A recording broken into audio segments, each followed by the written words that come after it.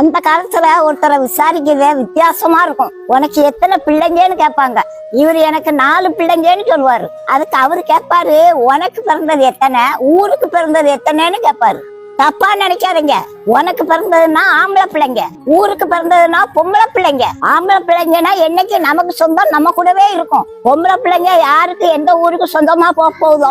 அதனால ஊருக்கு பிறந்தது எத்தனைன்னு கேட்பாங்க. பொம்பளை பிள்ளைய கட்டி கொடுத்த பிறகு தாய் தப்ப கொஞ்சம் ஒதுங்கி இருக்கணுங்க. அப்பதான் அந்த பிள்ளைங்க நிம்மதியா வாழ முடியும். ஆனா இந்த காலத்துல அப்படி இல்லைங்க. தாய்க்காரி போன் போட்டு மணிக்கணக்கா தினமும் அவட்ட பேசுவா. செல்லக்குட்டி உன் மாமியார பார்த்தால ராட்சசி மாதிரி இருக்கு, ஆரம்பத்திலேயே விட்டு கொடுத்துறாத, அவன் தலைக்கு மேல ஏறிடுவா. அவன் 1 கேட்டானா நீ 9 கேட்கணும். உன் நாத்தனார் ஒருத்தி வருவாளே, அவ மூஞ்சி கூட பப்பாளி பழம் மாதிரி இருக்குமே, அவட்ட எச்சரிக்கையா இரு செல்லக்குட்டி. அப்ப அவன் புருஷங்கிட்ட துட்ட கறந்துருவாமா.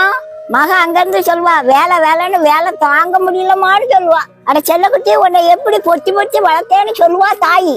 நீ எதுக்குமா அங்க அப்படி வேலை செய்யணும், நீ தனியா வந்துருமான்னு சொல்லுவா. சரி சரி போன வை, எல்லாரும் தூங்கின பிறகு ராத்திரிக்கு போன் போடுன்னு சொல்லுவா தாயி. ஆக மொத்தத்துல புருஷன் பொண்டாட்டி அன்பா இருக்கதா தாய் போன் போட்டே பிரிச்சிருவா. வாரத்துல 3 நாள் இவ தாய் வீட்டுக்கு போயிருவா. இந்த தாயால புருஷன் பொண்டாட்டி இருக்க உறவுலயே விரிசல் வந்துடும். பொண்ணை கட்டி கொடுத்த பிறகு தாய் தப்ப கொஞ்சம் ஒதுங்கி இருக்கணும். அப்பதான் அவங்களுக்குள்ள இருக்க அன்பு பலப்படும். நமக்கு எல்லாமே நம்ம புருஷன் தாங்க என்ன அவளுக்கு வரும். அதனால அவளுக்கு சகிப்பை தன்மை உருவாகும். புகுந்த வீட்டுல எவ்வளவு பிரச்சனை வந்தாலும் அட்ஜஸ்ட் பண்ணி வாழக்கூடிய தன்மை அவளுக்கு வந்துடும். புருஷனையும் பொண்டாட்டியும் பிரிக்க முடியாத அன்பு உருவாகும். பிறந்த வீட்டுல 25 வருஷம் அவ வாழ்க்கையை படிச்சிருக்கா. அவளுக்கு படிச்சு கொடுத்தது யாரு, நீங்க தான். இப்ப அவளுக்கு குடும்பம் நடத்தக்கூடிய ஞானமும் அறிவும் இருக்குதானே அவளுக்கு கல்யாணம் முடிச்சு வச்சீங்க. கல்யாணம் முடிச்சு கொடுத்ததுக்கு அப்புறம் நீங்க ஏன் பாடம் எடுக்கிறீங்க? பரிசை எழுத இடத்துல பாடம் சொல்லி கொடுக்கறது தப்பு. கடவுள் நல்ல ஆலோசனை கொடுத்திருக்காருங்க.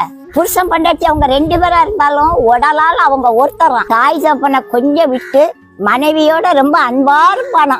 ஆணுக்கும் அதான் பொண்ணுக்கும் அதாங்க.